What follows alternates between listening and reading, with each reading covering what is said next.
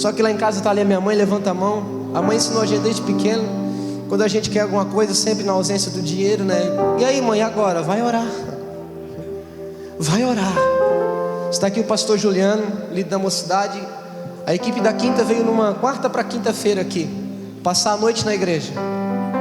Eu não consegui acompanhar eles em oração, irmão, mas das meia-noite às 5 da manhã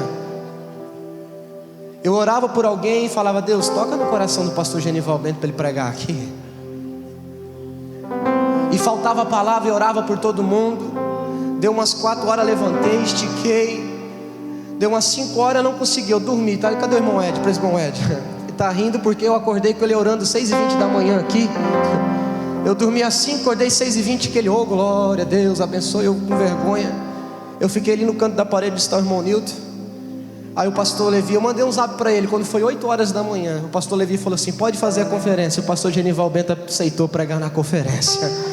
O choro pode durar uma noite, mas a alegria vem pelo amanhecer. Deus queira salvar a todos com a paz do Senhor. Torne seus vossos assentos, por favor. Quero agradecer-lhes pela receptividade, louvando a Deus pela vida do pastor Levi, um presente de Deus para a minha vida. E para isso quero agradecer ao pastor Bruno e ao Frank, que me deram este presente, conhecê-lo, a sua família. E graças a Deus nós temos gozado de uma amizade sincera, mesmo um pouco distante, mas sempre temos nos comunicado. Obrigado, pastor, por esta honra de tê-lo como amigo. Agradecendo a Deus pela vida dos amigos, o Júnior, como também a todos aqueles que fazem parte desta noite especial, neste momento. Pastor Juliano, coordenador desta juventude, todos os que compõem esta diretoria, todos os jovens e os amigos, Max, Ed, Carlinhos, tantos demais, que quero só tomar o nome destes para externar os meus agradecimentos a tantos demais. Que Deus recompense-os. Queridos, haja vista que é um contexto de palestra, mas eu quero tomar um contexto bíblico, haja vista que é um trabalho de encorajamento, é um trabalho de despertar para uma juventude em meio ao século 21. Eu quero ler um texto que está no livro de Joel, muito conhecido, capítulo 2, onde nós encontramos uma palavra de encorajamento. Haja vista que o propósito é o Espírito Santo, nós adorarmos a Deus por este feito. Capítulo 2, no livro de Joel, versículo 28. O livro de Joel fica logo após Oséias, ou seja, Ezequiel, Daniel, Oséias e Joel. O texto muito conhecido, muito lido, diz o seguinte: e há de ser que depois derramarei do meu espírito sobre toda a carne, e vossos filhos e vossas filhas profetizarão, os vossos velhos terão sonhos, os vossos jovens terão visões. Quero tomar por base só este texto, haja vista que aqui é uma promessa, haja vista que aqui há uma palavra que atinge o ápice de um encorajamento em meio a crises. Os irmãos hão de convir, e queira que não, aproveitando a oportunidade, e quero parabenizar toda a coordenação e a juventude pela ousadia de abordar um tema tão sensível e tão necessário para os dias que vivemos. Haja vista que nós estamos vivenciando um período de mutações constantes, período em que a nossa juventude é em destaque, mas todos nós estamos vivendo dias da era digital, da pós-modernidade, dias que há inovações, as facilidades, muitas vezes tem nos levado a uma autossuficiência. Hoje nós, e principalmente a nossa geração jovem, tem sido bombardeada por avalanches de informações, a ponto que em um contexto geral, Carlos, há uma preocupação por parte de alguns psicólogos, sociólogos, psiquiatras, pela perspectiva desfavorável, diria pela facilidade proposta por tantas inovações.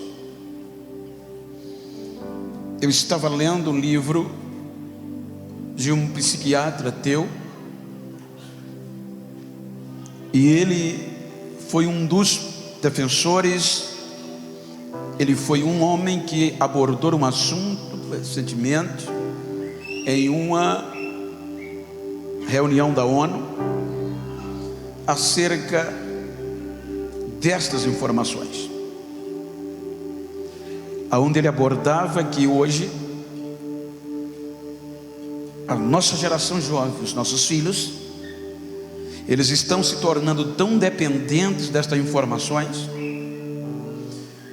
que se você tirar a comida,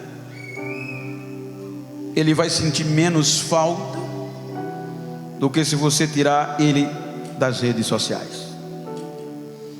Haja vista que há uma colocação que uma criança hoje de 7 anos, ela consegue receber mais informações no seu cérebro, interessante isto, do que os imperadores de Roma na sua época. Ele abordou que uma criança de 9 anos, ela recebe mais informação hoje do que Sócrates e Platão na sua época. O interessante é que a preocupação é, eu estava assistindo uma reportagem de ciência do Globo News recentemente, agora há pouco. Eu achei interessante porque eles diziam que esta facilidade, este meio eletrônico, estas tecnologias já estavam dentro das nossas casas, dentro das nossas vidas, e em breve estaria dentro de nós. E queira quer não, a preocupação destes homens que estudam o contexto de gerenciamento emocional, mental,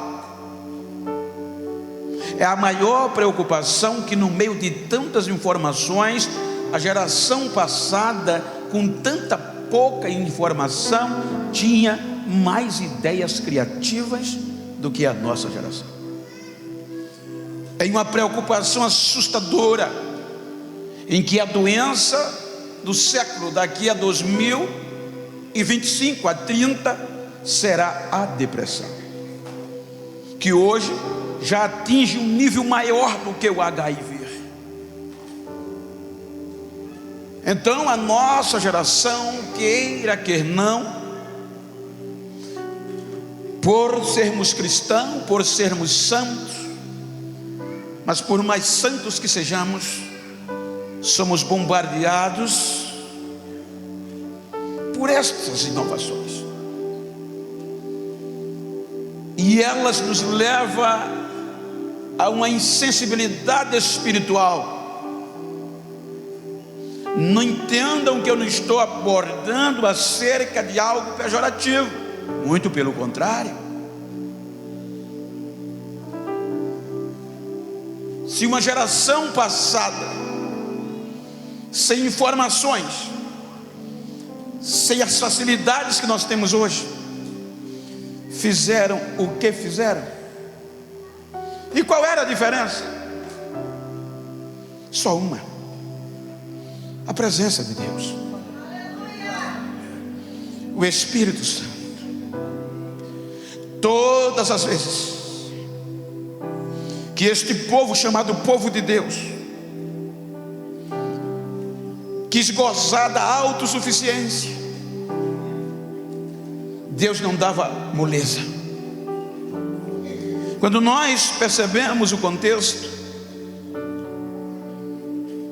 os irmãos vão de convir que no Antigo Testamento, esta presença que nós estamos anelando constantemente, a ponto de, eu quero parabenizá-los, de dar saudação de boas-vindas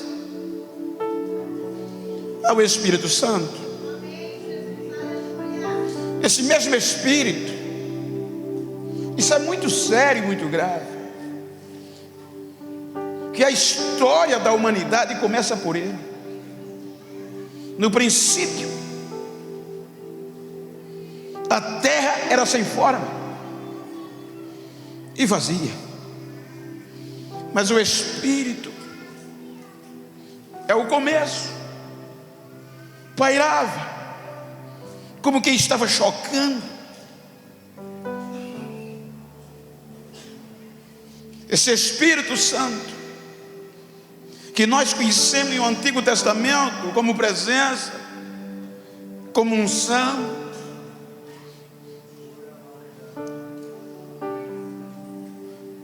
e dentro desta unção havia uma unção sacerdotal, que era a pessoa ungida, capacitada para representar o povo diante de Deus.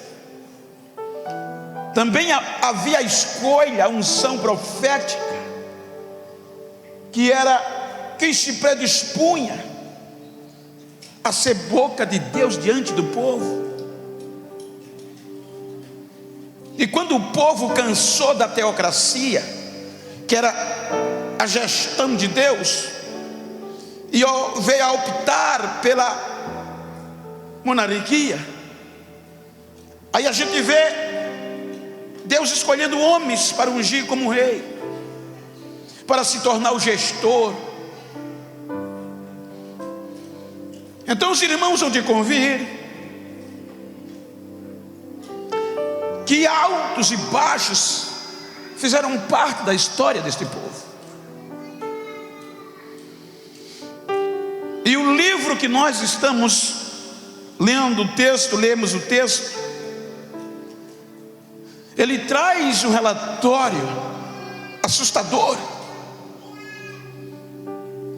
Quando a Bíblia mostra que o povo de Deus entrelaçou-se com a autossuficiência, quando a colheita, a agricultura, a pecuária estava em ascendência, a Bíblia mostra que havia uma sustentabilidade econômica tão tremenda, que todos os anos era necessário construir novos armazéns. Toda a minha vida foi na agricultura, a vida profissional, e todos os anos sentava eu, meu gerente, meu supervisor, para uma previsão de uma colheita do ano seguinte. E quando as perspectivas eram favoráveis, se investia mais em equipamentos agrícolas, em insumos agrícolas. O povo aqui estava vivendo um momento similar. A Bíblia diz que a chuva temporã e a seródia caía no tempo certo. A temporã era aquela chuva que chovia fora de tempo, mas ela vinha arrebentando. A seródia era calma, tranquila, mas constante. Enquanto a temporã fazia lamaçal de tanta água, a seródia era calma, tranquila, mas era ela que fazia a semente germinar. E isto era conhecido dentro do contexto da agricultura, porque este item arrastava a economia do povo. Era um dos itens principais, era um fator predominante, a agricultura e a pecuária no contexto desta nação. Então Deus resolveu abrir as portas do céu. O povo começou a ter facilidade, o povo começou a acreditar no esforço do seu braço e do seu empreendimento. Quando o povo achava que os insumos, os equipamentos, as sementes era causadora de tanta prosperidade, e esta facilidade trouxe a autossuficiência, e o povo se esqueceu de Deus, não se buscava mais. E se você ler Deuteronômio 28, a partir do versículo 39, está no texto que já havia uma advertência da parte de Deus.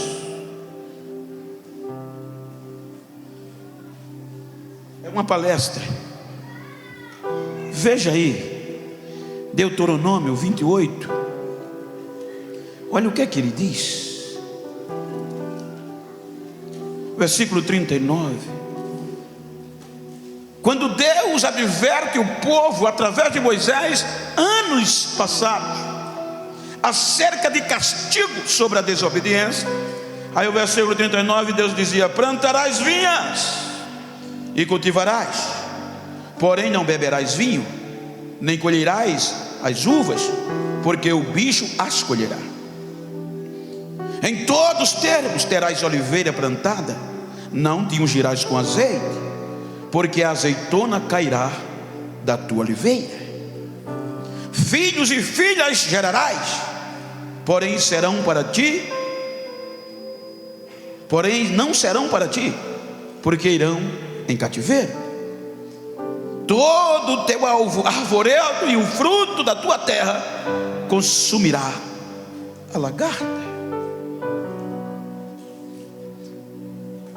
Então o povo já sabia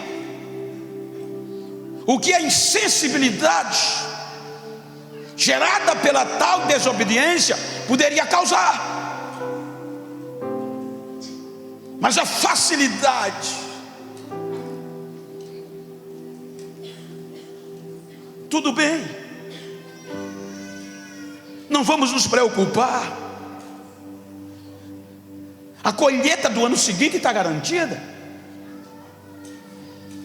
Só nos resta criar novos armazéns, maior do que o da passada, porque a produtividade é promissora. E se esqueceram do mais importante, a presença de Deus. As facilidades é a causa de trazer insensibilidade. Então o povo com essas facilidades, celeiro cheio, para que orar? Conta no verde, para que jejuar? Então o povo foi se acostumando. Então o que é que Deus faz? Em primeiro lugar, Deus sustenta lá no céu, dá ordem para a chuva seródia e a temporã não molhar a terra. O povo tinha investido pesado, a plantação estava linda demais, o campo estava florido. Então a terra começou a secar. E em contrapartida, a lagarta, o gafanhoto, uma praga de inseto, foi enviada por Deus. Já pensou dormir uma noite, a plantação verdinha, bonitinha, promissora, no outro dia o inseto ter destruído?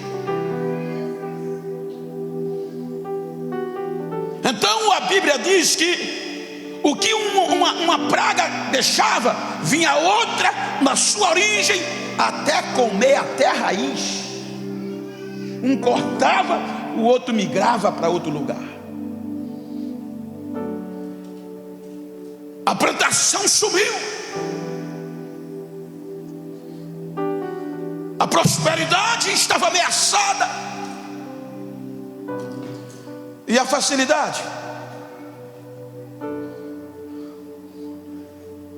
E o povo não estava nem aí. O povo continuava insistindo nos insumos, o povo continuava insistindo nos equipamentos, nos fertilizantes, e a semente não germinava. E além da semente não germinar, se você ler Joel, está lá escrito, a terra secou. O povo plantava semente e ela mirrava debaixo do solo, e o povo não estava nem aí. A coisa se agravou tão terrível que a Bíblia diz que faltou azeite, faltou o trigo, e o povo não estava nem aí. Então agora Deus precisava de alguém. O que o senhor quer dizer, pastora?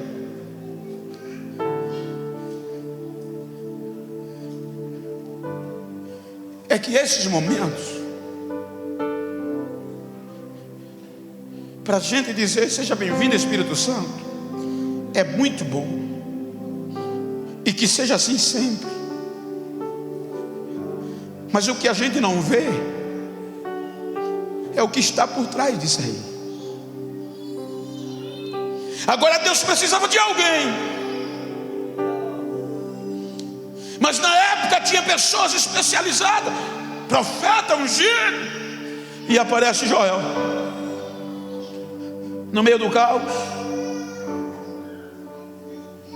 Você não vê profeta aparecendo, salvo engano, esporadicamente.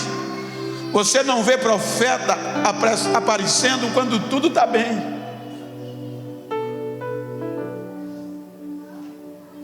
Porque quando tudo está bem,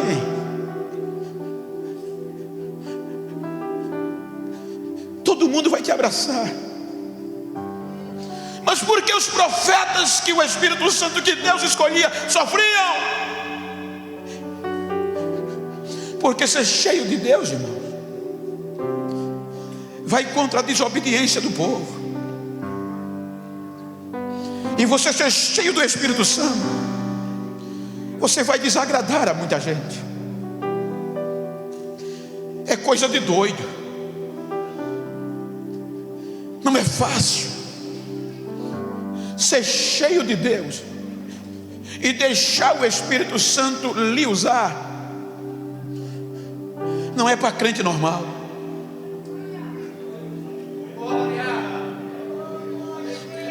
Joel não tem subsídios históricos. Pouca coisa que se sabe. Jeová é Deus, é o que o seu nome representa. Filho de Petuel, que quer dizer persuadido por Deus. Então Joel, no meio desta crise, é em meio às crises, irmãos, que os grandes homens apareciam. É em meio a crises que muitos mudaram a história de nações. Então Joel aparece. Joel aparece como uma voz, advertindo o povo acerca de quê? Da insensibilidade. Se você ler o capítulo 1, versículo 2, você vai ler ele entrando no cenário. E o primeiro despertar que ele traz é o quê? Despertai, acorde, observem, ébrios. Veja que isso aqui é forte. A crise da insensibilidade, a ausência de Deus, estava consumindo o povo. Acabou a plantação, a pecuária foi saqueada, o futuro não trazia proposta promissora, e o povo estava dormindo, não estava nem aí.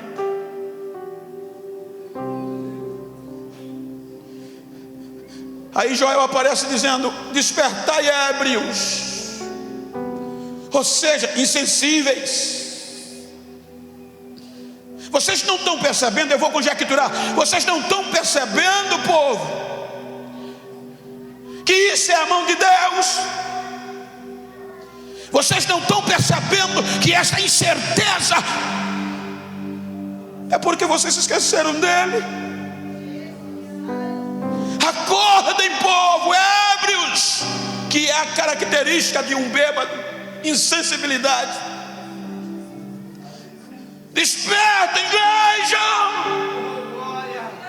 Vocês precisam voltar para Deus, ser cheio de Deus.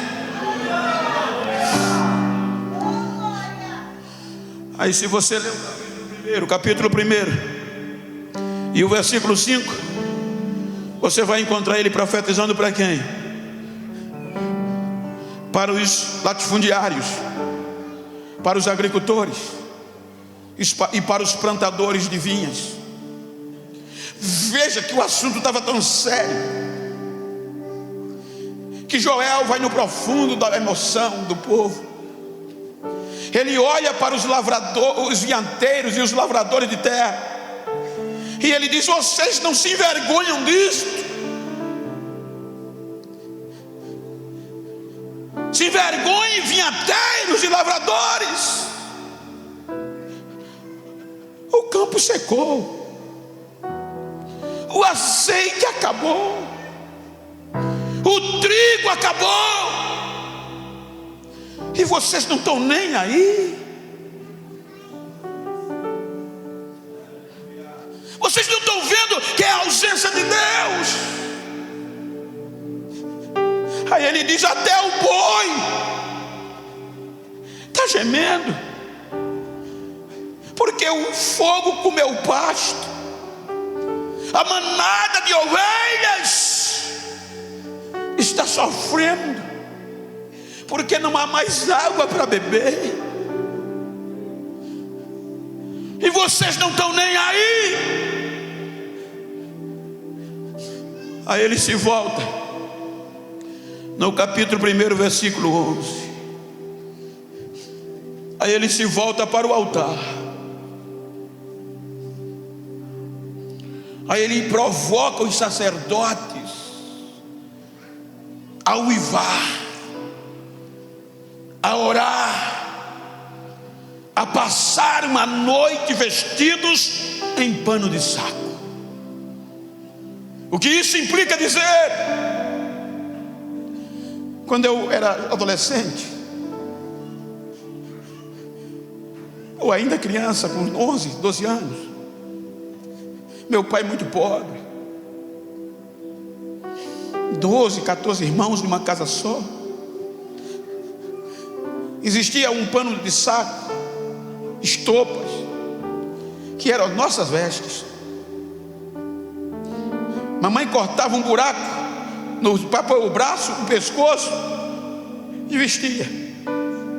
Durante o dia era bom, mas durante a noite a gente não conseguia dormir, porque ele trazia coceiras, ele espetava, e a gente não conseguia dormir. Então Joel olha para os sacerdotes e diz: